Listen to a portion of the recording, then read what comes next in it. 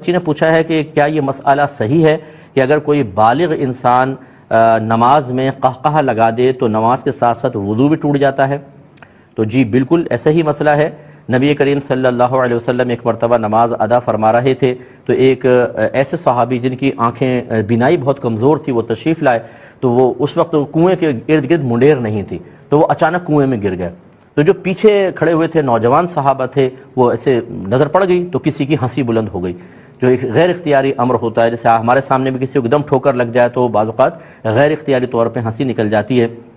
جب نبی کریم صلی اللہ علیہ وسلم نماز سے فارغ ہوئے تو آپ نے ارشاد فرمایا کہ جو یہ ہنسا تھا وہ دوبارہ وضو کرے اور نماز ادا کرے۔ اس سے فقہ حنفی میں یہ مسئلہ ہے، فقہائے احناف نے مسئلہ نکالا کہ اگر کوئی عاقل ہے، بالغ ہے، جاگ رہا ہے، رکوع و سجود والی نماز میں ہے، اگر وہ قہقہہ لگا دے، قہقہہ کا مطلب اتنی آواز سے ہنسنا کہ 3 4 5 ادھر اور 3 4 5 ادھر افراد سن لیں، اگر اتنے دور نہ جائے صرف پڑوسی سنے اپنی تک رہے تو اس کو ضحک کہتے ہیں، اور اگر بالکل ہونٹ خالی ہلے اور اس میں مزید آواز تک نہ نکلی اس کو تبسم کہتے ہیں۔ تبسم اور ضحک میں حکم علیحدہ ہوتا ہے۔ قہقہہ سے نماز بھی ٹوٹ جاتی ہے اور وضو بھی ختم ہو جاتا ہے۔ حالانکہ یہ عقل نہیں کہتی کہ قہقہہ کوئی ناپاک چیز تو نہیں ہے، لیکن میرے آقا صلی اللہ علیہ وسلم نے چونکہ حکم دے دیا تو خلاف معقول بس یہ حکم ہے، اس کو امر تعبدی کہتے ہیں کہ میرے آقا نے فرمایا تو بس ہم اس کو مانیں گے کہ حالت نماز۔ اس کا مطلب یہ ہوا کیونکہ اس نماز کی ایک کنڈیشن تھی خاص، عاقل بالغ جاگتی حالت میں قہقہہ رکوع و سجود والی نماز، لہذا اگر کوئی نماز جنازہ میں اس طریقے سے قہقہہ لگا دے نماز ٹوٹے گی، وضو نہیں جائے گا، وضو صرف رکوع و سجود والی نماز میں جائے گا۔ یہ تھوڑا سا ذہن میں رکھیے۔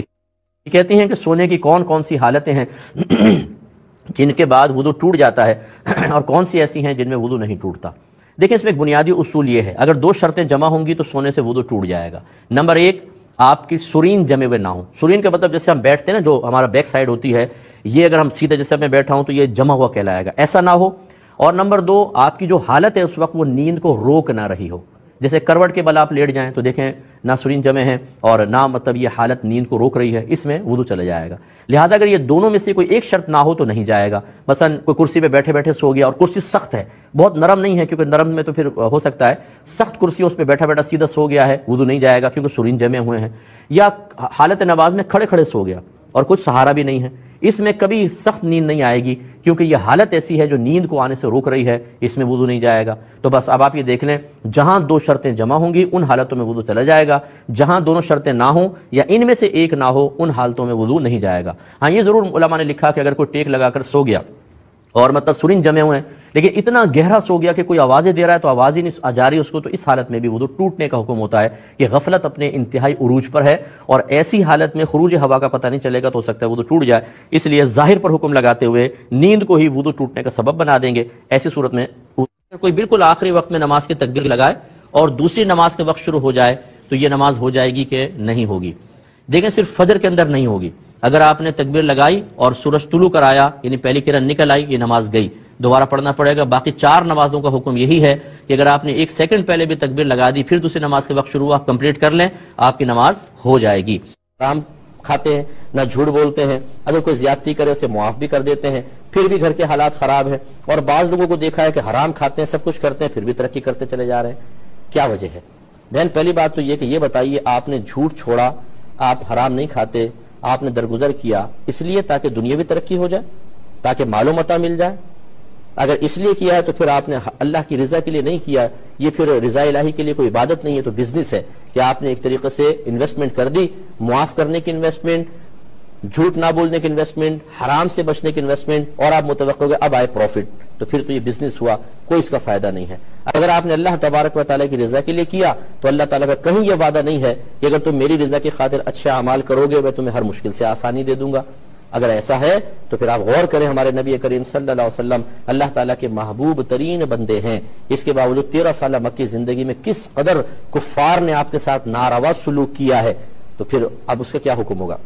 اور یاد رکھیں کہ اگر کوئی گناہوں کے ساتھ ترقی کر رہا ہے تو یہ اللہ کا انعام نہیں ہوتا، یہ غضب الہی کی علامت ہے کہ اللہ تعالیٰ جب کسی پہ غضبناک ہوتا ہے اس کی کوتاہیوں اور اس کی نافرمانیوں کے ساتھ اس کو اتنا دیتا ہے کہ وہ مطلب اتنا غافل ہو جاتا ہے، نہ توبہ کی طرف آتا ہے، نہ وہ اپنے اعمال کی اصلاح کی طرف آتا ہے، اور ایسے اس کو موت آ جاتی ہے، تو یہ تو اللہ کے غضب کی علامت ہے۔ اس لیے میری پیاری بہن یہ بالکل نہ سوچئے کہ ہم گناہوں سے بچ رہے ہیں تو اس کا بدلہ دنیاوی مال و متاع کی شکل میں آنا چاہیے، نہیں، آپ اللہ کی بارگاہ میں بہت زیادہ مقبول ہیں، اسی لیے آپ پر بار بار آزمائشیں آ رہی ہیں۔ نبی کریم صلی اللہ علیہ وسلم کا فرمان ذی شان ہے کہ جب اللہ تعالیٰ کسی قوم کو اپنا محبوب بناتا ہے تو ان پر آزمائشوں کے دروازے کھول دیتا ہے۔ تو بس آپ اللہ کے محبوب ہیں، ہمت رکھیے، میدان معاشر میں آپ دیکھیے گا جب آپ کو انعام ملے گا تو آپ کی زبان پر یہ جملہ ہوگا کہ کاش میری زندگی کا ایک دن بھی عافیت اور سکون سے نہ گزرا ہوتا، اسی بے چینی میں گزرا ہوتا تو آج اس کا بھی میں انعام پا لیتی۔ امید ہے کہ آپ بات سمجھ گئی ہوں گی۔ آتے ہیں وضو توڑنے والی چیزوں کی طرف، کچھ چیزیں میں ذکر کرتا ہوں پھر انشاءاللہ جوابات کی طرف آئیں گے۔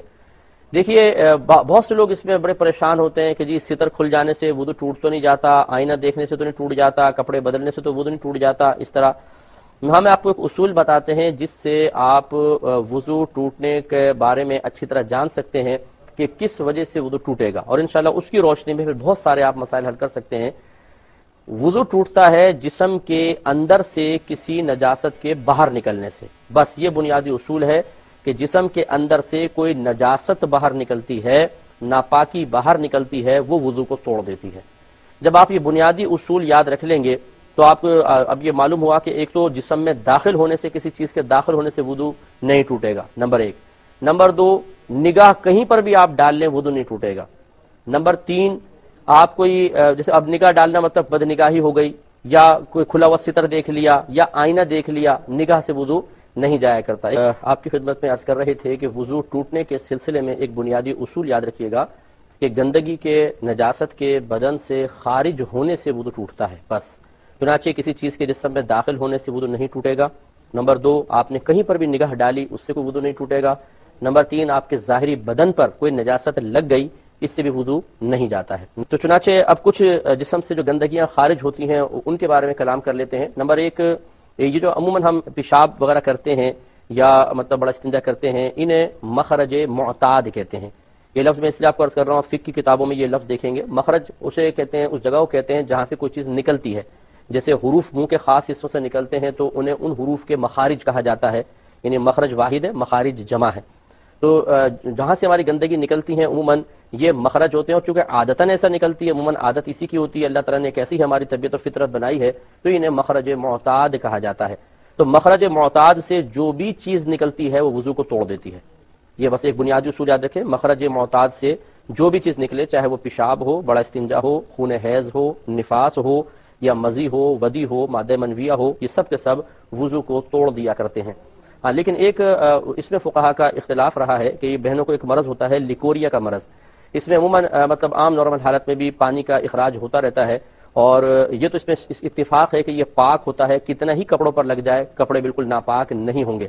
لیکن مسئلہ یہ ہے کہ کیا اس سے وضو ٹوٹے گا کہ نہیں ٹوٹے گا؟ تو بہت سے فقہا نے یہی فرمایا کہ اس سے وضو نہیں جائے گا۔ بعض یہ کہتے ہیں کہ احتیاطاً وضو کر لے تو بہت بہتر ہے، کیونکہ نبی کریم صلی اللہ علیہ وسلم نے ایک بنیادی ضابطہ ارشاد فرمایا کہ ہر وہ چیز جو مخرجین سے نکلتی ہے، سبیلین سے نکلتی ہے، یعنی وہی مخرج معتاد، تو وہ وضو کو توڑ دیتی ہے۔ تو یہ چونکہ عام کلام ہے سرکار کا صلی اللہ علیہ وسلم، مطلق کلام کیا، تو اس میں لیکوریا کا پانی بھی داخل ہونا چاہیے، تو اس لیے بعض کہتے ہیں کہ اس سے وضو ٹوٹ جائے گا، لیکن اکثر فقہا اسی پر ہیں کہ لیکوریا کے پانی سے وضو نہیں جائے گا۔ باقی جو کچھ خارج ہوتا ہے مخرج معتاد سے وضو کو توڑ دیتا ہے۔ ایک تو مخرج معتاد سے جو چیز نکلتی ہے وہ وضو کو توڑ دیتی ہے، دوسرا دکھتی آنکھ سے نکلنے والا پانی، یہ بھی وضو کو توڑ دیتا ہے۔ دکھتی آنکھ سے نکلنے والا پانی یعنی جو بیماری کی وجہ سے آنکھ سے نکلتا ہے، ورنہ کبھی غم کی وجہ سے بھی نکل جاتے ہیں، نعت سنی، کوئی فوت ہو گیا، غم کی وجہ سے آنسو نکل آئے، یا مرچیں وغیرہ آنکھ میں چلی گئیں، کوئی تنکا پڑ گیا، کوئی گرد و غبار چلا گیا، اس سے بھی پانی نکلتا ہے، یہ پاک ہوتا ہے، یہ آنسو پاک ہوتے ہیں۔ لیکن جو جیسے آشوب چشم کا مرض ہوتا ہے یا آنکھ کے اندر کوئی دانے وغیرہ نکل آئے، ان کی وجہ سے پانی خارج ہوتا ہے، یہ پانی یاد رکھیں وضو کو توڑ دیتا ہے۔ لیکن جب تک یہ آنکھ کے اندر رہے گا نہیں ٹوٹے گا۔ جیسی آنکھ سے نکل کے یہ بہے گا تھوڑا سا، یا اتنا کہ بہنے کی صلاحیت رکھتا ہو، مثلا آپ کے آنکھوں میں پانی آیا اور اس سے پہلے کہ ٹپکتا آپ نے فوراً رومال سے اس کو صاف کر لیا، پھر آیا پھر صاف کر لیا، پھر آیا پھر صاف کر لیا، بہنے نہیں دیا، تو غور اس بات پہ کرنا ہوتا ہے کہ اس کا اصل میں حقیقتاً بہنا کوئی لازم نہیں ہے۔ آپ کو غور یہ کرنا ہے کہ یہ پانی اتنی مقدار میں آیا تھا کہ اگر میں صاف نہ کرتا تو یہ بہہ جاتا۔ اگر یہ ہاں میں آپ کا دل گواہی دیتا ہے کہ ہاں اتنی مقدار میں تھا کہ ہم صاف نہ کرتے تو ضرور بہہ جاتا، تو بس وضو ٹوٹ جائے گا۔ تو حقیقتاً بہنے کا اعتبار نہیں ہے، بلکہ اتنی مقدار کا اعتبار ہے کہ اگر ہم اس کو صاف نہ کریں، اس کو نہ روکیں تو وہ بہنے لگ جائے تو وہ وضو توڑ دیتی ہے. تو چنانچہ یہ پانی آنکھوں سے جو دکھتی آنکھ سے نکلتا ہے وضو کو توڑ دیتا ہے. اسی طرح کہیں سے بھی بدن سے خون یا پیپ نکلے اور اتنی مقدار میں نکلے کہ بہنے کی صلاحیت رکھتا ہو، اس سے بھی وضو ٹوٹ جایا کرتا ہے. آخری بس مسئلہ لے لیتے ہیں کہ خون اور پیپ اگر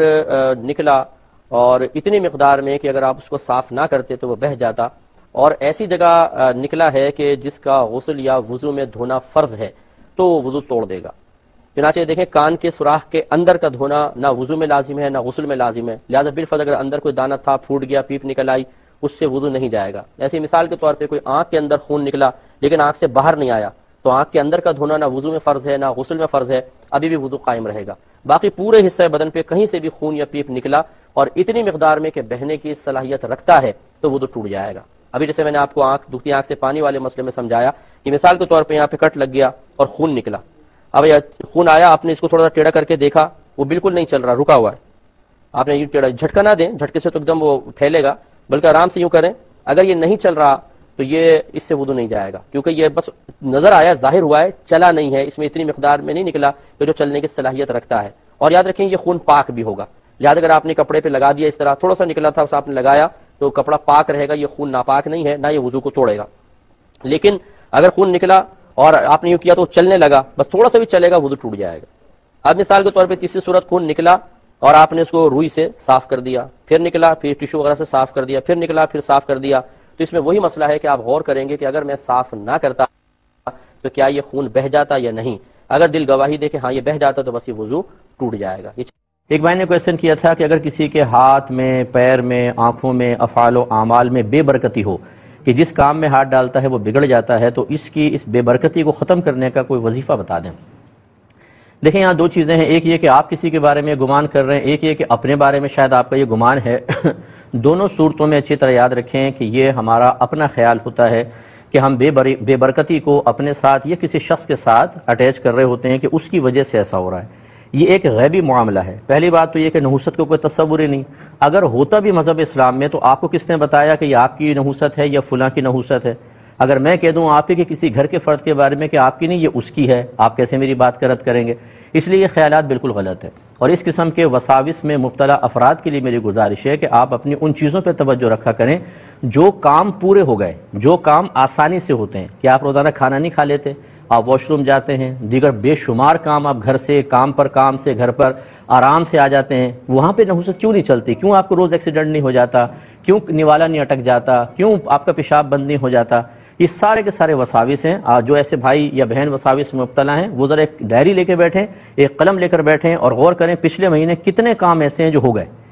پھر اپنے آپ سے سوال کریں، یا جو شیطان آپ کو وسوسہ ڈال رہا ہے یا نفس وسوسہ ڈال رہا ہے اس سے آپ مقابلہ کریں، دلیل دیں کہ اگر یہ واقعی نحوست ہوتی تو یہ کام کیسے ہو گئے. انشاءاللہ سب وسوسے ختم ہو جائیں گے. اس کا کوئی وظیفہ نہیں ہے. اپنے دماغ کو دین کی تعلیم کے تابع کرنا یہی اس کا وظیفہ ہے، سمجھ لیجئے اور کریں. ایک دفعہ میں مسجد پہنچا تو چھت پر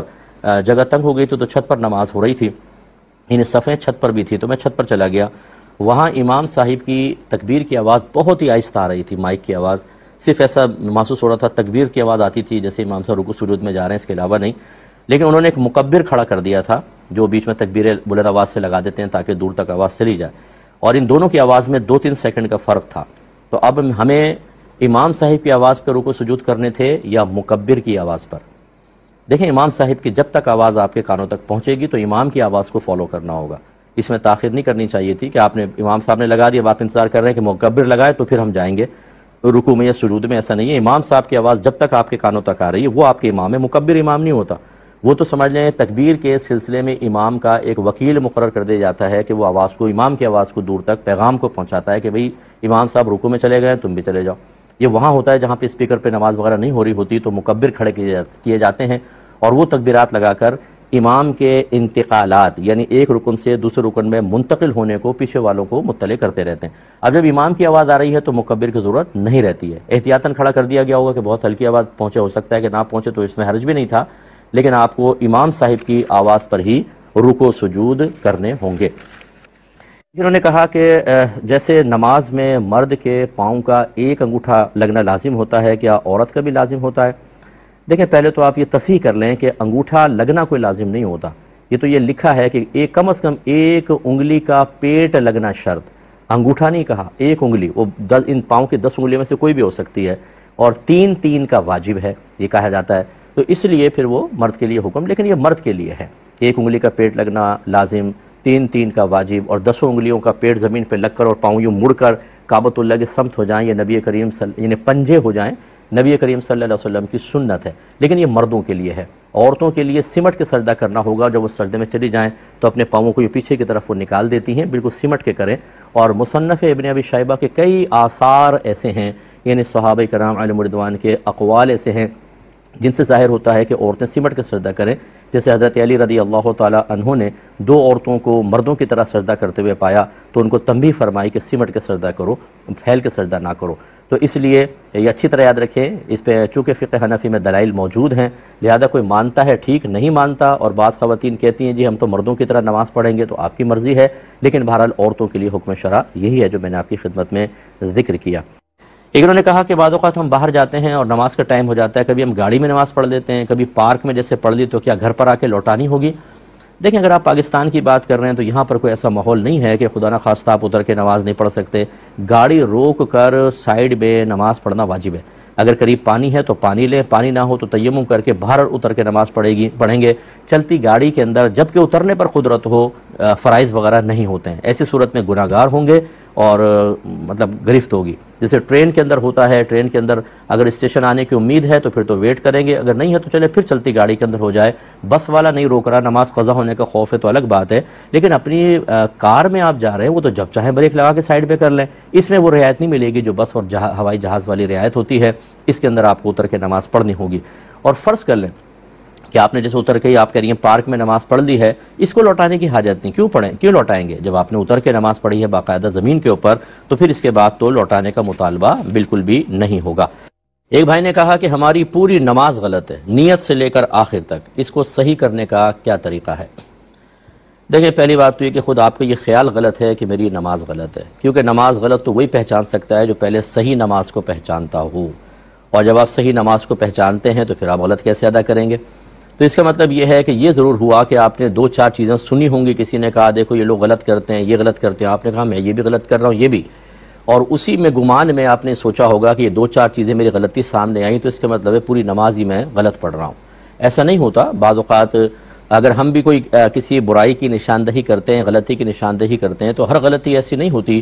کہ اس کے بغیر نماز ہی نہ ہو، گنجائش بہت ہوتی ہے۔ اب اس کا طریقہ کیا ہے کہ آپ کوئی اچھے قاری صاحب قریب ہوں، کوئی عالم صاحب ہوں، ان سے رابطہ کر لیں اور ان کو اپنی نماز سنا بھی دیں جو کچھ آپ پڑھتے ہیں، اور ایک دفعہ پریکٹیکل کر کے دکھا بھی دیں اور اچھی طرح سیکھ لیں تو انشاءاللہ یہ معاملہ ختم ہو جائے گا۔ لیکن مایوس ہونے کی حاجت نہیں ہے، اگر آپ کسی بیان میں کسی نماز کی غلطی پر مطلع ہوتے ہیں، یعنی اپنی غلطی پر، تو یہ سوچنا کہ یار پوری زندگی کی نمازیں برباد ہو گئیں، یہ ضروری نہیں ہوتا۔ بعض اوقات آپ فرض ترک کر رہے ہوتے ہیں، اس پہ تو نماز نہیں ہوگی، واجب ترک کر رہے ہوتے ہیں تو نماز ہو جائے گی، فرضیت ادا ہو جائے گی، لیکن وہ واجب العیادہ ہے اور آپ گناہگار بھی ہوں گے۔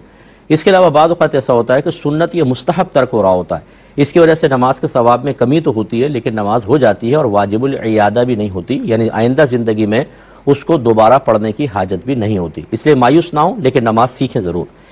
یہ دیکھیں نبی کریم صلی اللہ علیہ وسلم کا طریقہ یہی رہا کہ آپ وطر چھوڑ دیا کرتے تھے، عشاء کے ساتھ نماز کے ساتھ نہیں پڑھتے تھے، آخری وقت میں جب آپ تہجد پڑھتے تو اس کے ساتھ وطر ملا کے پڑھا کرتے تھے،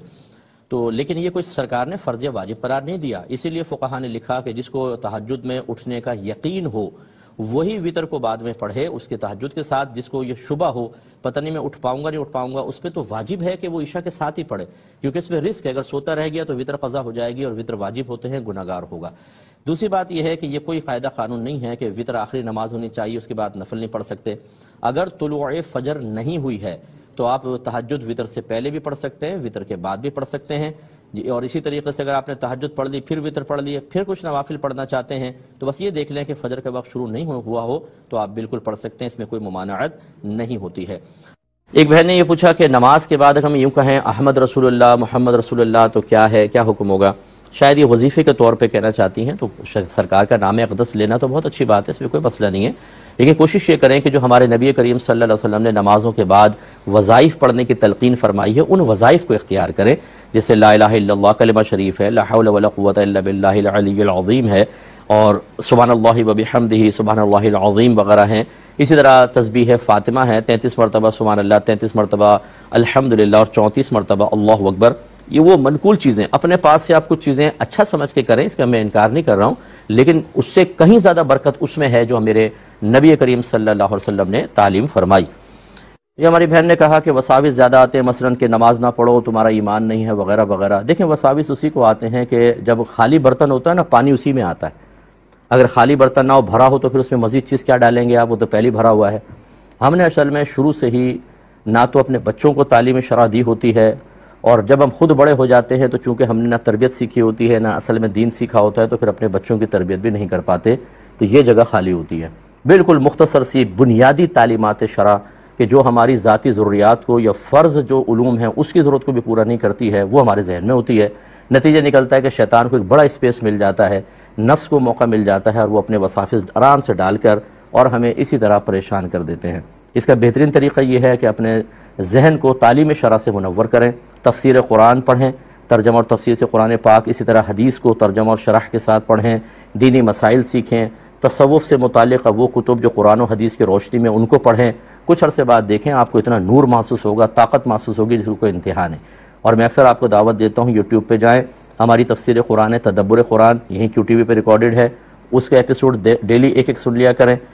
درس بخاری میں کر رہا ہوں، الحمدللہ 10 سال سے اوپر ہو گیا ہے، اس کی ایک حدیث ترجمہ شرح کے ساتھ سن لیا کریں۔ ہمارا یہ احکام شریعت پروگرام دیکھ لیں، بہت آپ کو فائدہ ہوگا۔ اس کے علاوہ میری کتاب ایک لے لیں، قرب الہی، بیسٹ بک ہے اس وقت کی تصوف کے موضوع پر، انشاءاللہ آپ پڑھیں گے۔ اگر پیرنٹس اپنے بچوں کو پڑھوائیں تو مجھے امید ہے کہ ان کی تربیت کا 60-65% حصہ تو یہ کتاب پورا کر دے گی، تو بہت اچھی کتاب ہے۔ اس طرح یہ جب چیزیں آپ پڑھیں گے تو آپ کے اندر علم آتا ہے، آپ کے اندر اس کی وجہ سے روحانی طاقت آتی ہے، وساوس سے شیاطین دور ہو جاتے ہیں۔ اور یہ جو آپ نے ایک جملہ کہا کہ دل پہ تو اختیار نہیں، دل پہ اختیار نہ ہونا وہ تو یہ ہوتا ہے کہ چلے دل کسی طرف مائل ہو گیا، اچانک کوئی خیال آ گیا، ٹھیک ہے، یہ تو ہماری قدرت و اختیار میں نہیں ہے، لیکن اس کے اوپر پروٹیکشن قائم کر لینا اور اپنے اندر اتنی روحانیت کو بڑھانا کہ وسوسے آئیں نہیں، آئیں تو فوراً بھاگ جائیں، یہ تو ہمارے قدرت و اختیار میں ہے نا۔ اس کا یہی طریقہ ہے جو میں نے آپ کو عرض کیا۔ یہ نہیں کہ آپ کوئی بھی کام نہ کریں، اب آپ باہر نکل جائیں، نہ ڈنڈا ہاتھ میں ہے نہ کچھ، کتے پیچھے پڑ جائیں تو بیٹھ جائیں وہاں پہ، ہمارے تو قدرت اختیار میں نہیں، کتے پیچھے لگ گئے۔ جب آپ کو پتہ ہے کہ باہر کتے موجود ہیں تو آپ کو حفاظتی اقدامات کر کے ہی جائیں گے، اور اچانک اگر کتے آ گئے تو اس کے بچنے کے لیے کوئی نہ کوئی کارروائی تو کی جائے گی، یا ہاتھ پہ ہاتھ دھر کے بیٹھ جائیں گے۔ اسی لیے آپ کو یہ سمجھایا ہے کہ پہلے سے ہی انسان اپنے گرد، جیسے فائر وال ہوتی ہے نا، یہ آج کل آپ ایک لفظ سن رہے ہیں، اسی طریقے سے ایک اپنی پروٹیکشن کے لیے وال قائم کریں جو علوم دینیہ سے ہوتی ہے، اچھی صحبت سے ہوتی ہے، اللہ کی قدرت کے دلائل پر تسلسل سے، غور و تفکر سے قائم ہوتی ہے، پھر شیطان ہزاروں میل دور بھاگ جائے گا، انشاءاللہ آپ کو کوئی پریشانی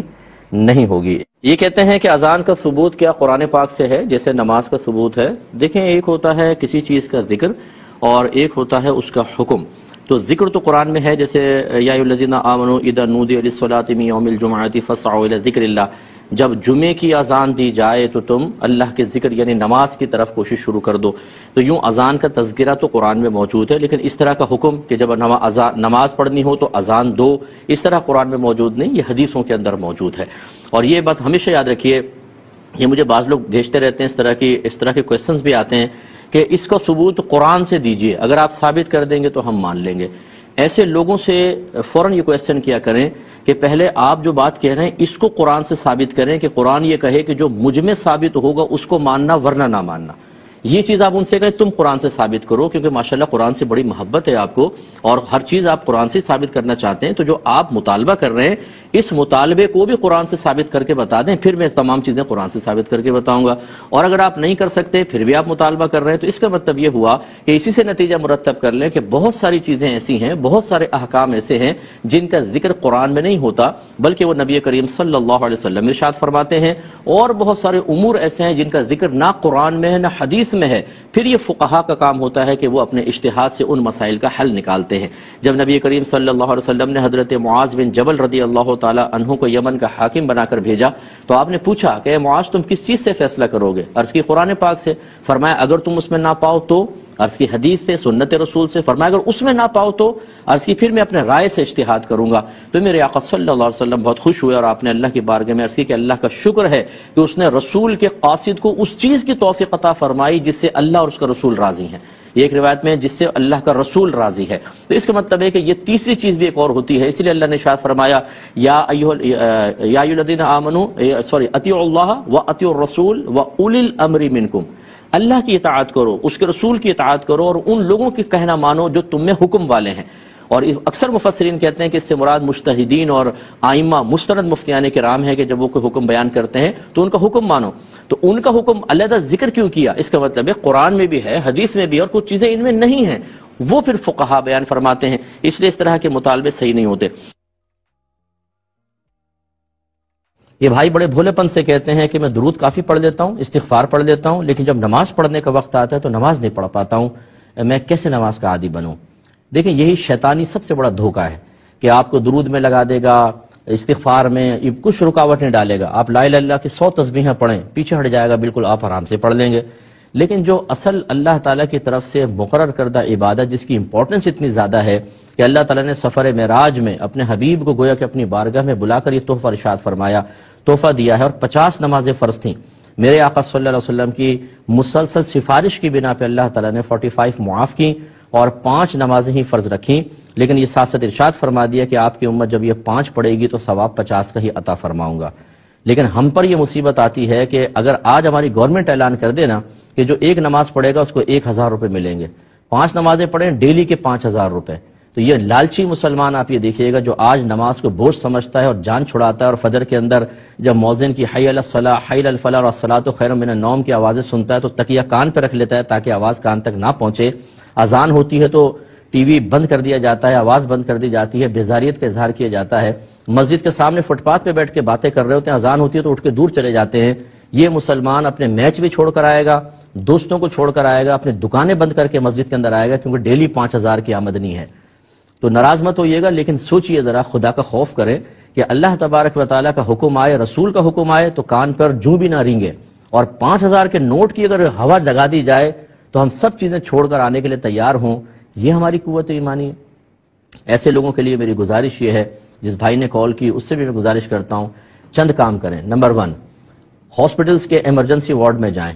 جہاں پہ ایکسیڈنٹ کے کیسز آ رہے ہوں، جہاں مریض چیخ رہے ہوں، جن کی کسی کی آنکھ نکلی ہوئی ہے، کسی کے بھیجا باہر آیا ہوا ہے، کسی کی ناک کی ہڈی ٹوٹی ہوئی ہے، کسی کی ناک سے، کسی کے منہ سے بلڈ باہر نکل رہا ہے، انگلیاں ٹوٹی ہوئی ہیں، ہاتھ ٹوٹے ہوئے ہیں، اور وہ موت کو بالکل اپنے سامنے دیکھ کر بے بسی سے آپ کی طرف دیکھ رہے ہیں، ان کو جا کر دیکھیں۔ ایسے جو اپنی عمر کے آخری اسٹیجز میں بیڈز پہ پڑے ہوئے ہیں ان کو جا کر دیکھیں، جن کے پیشاب وغیرہ بیڈ کے اوپر نکل رہے ہیں۔ جنازوں میں شرکت کریں، قبرستان جائیں، سنسان دوپہر میں اکیلے جا کے قبرستان میں بیٹھ کر غور کریں کتنے طاقتور اور کتنے حسین لوگ تھے جو آج قبروں کے اندر پڑے ہوئے ہیں اور ان کی شکلیں بگڑ چکی ہیں، ان کے بدنوں کو کیڑے کھا چکے ہیں۔ پھر اپنے نفس کو مخاطب کر کے کہیں کہ کچھ شرم کر کہ اللہ تعالیٰ نے تجھے موقع دیا ہے، صحت دی ہے، سب کچھ ہے، زندگی بھی ہے، کیوں سستی کرتا ہے؟ کیا تو چاہتا ہے کہ ایسی حالت میں آ جائے اور اس وقت پھر تمنا کرے کہ اللہ تعالیٰ مجھے صحت دے دے، دوبارہ دنیا میں بھیج دے تو میں نیک عمل کروں؟ تو پھر عبرت حاصل ہوگی۔ ہم اصل میں کھاتے ہیں، پیتے ہیں اور ڈکارے لیتے ہیں، فجر کی نماز قضا ہوتی ہے، کبھی ہمارے چہرے پر شرم کے آثار نمایاں نہیں ہوتے، ہمیں کوئی شرمندگی نہیں ہوتی، نہ ہنستے رہتے ہیں۔ 5000 کا نوٹ گر جائے اسی شخص کا، آپ دیکھیں ایسے شخص کا، تو اتنا سا منہ نکل آئے گا، چچڑا پن، اور بچوں کو مارے گا، بیوی کو گالیاں بکے گا، دوست محسوس کریں گے خیریت تو ہے، آج کچھ چہرہ اترا ہو یار 5000 کا نوٹ گر گیا۔ نماز قضا ہو تو ہنستے رہیں، یہ شرم آنی چاہیے ہمیں، اور اس کے اوپر ہمیں توجہ کرنی چاہیے، انشاءاللہ سب بہتر ہوگا۔ تو جب بار بار اس کے بارے میں غور و تفکر کریں گے تو انشاءاللہ آہستہ آہستہ نماز کی طرف دل مائل رہے گا اور کبھی بھی نماز قضا نہیں ہوگی۔ ایک بھائی نے پوچھا کہ میری والدہ کو صرف 3 سورتیں یاد ہے، ایک الحمد شریف، ایک قل واللہ شریف اور ایک قل اعوذ برب الناس، اور وہ اسی کو ریپیٹ کرتی رہتی ہیں نمازوں میں، تو کیا میری والدہ کی نمازیں ہو جائیں گی کہ نہیں؟ دیکھیں بالکل ہو جائیں گی۔ الحمد شریف کا پڑھنا فرض کی پہلی 2 رکعتوں میں، اگر 4 رکعت پڑھ رہے ہیں تو پہلی 2 میں، اور باقی تمام سنن نوافل وغیرہ وتر وغیرہ کی ہر رکعت میں یہ واجب ہوتا ہے، اور اس کے ساتھ کم از کم ایک سورت آپ ملا لیں، یا 3 چھوٹی آیات یا ایسی ایک بڑی آیت جو ان 3 چھوٹی آیات کے برابر ہو، جیسے آیت الکرسی ہے، تو بس اتنا نماز میں اگر یاد ہے تو نماز بالکل صحیح ہو جائے گی اور واجب ادا ہو جائے گا۔ اگرچہ اتنے پر اکتفا کرنا مناسب نہیں تھا، اور زیادہ صورتیں یاد کرنی چاہیے تھیں، لیکن اگر اتنی یاد ہیں تو بہرحال نماز ہو جائے گی اور وہ کوئی مطلب ٹینشن میں مبتلا نہ ہو۔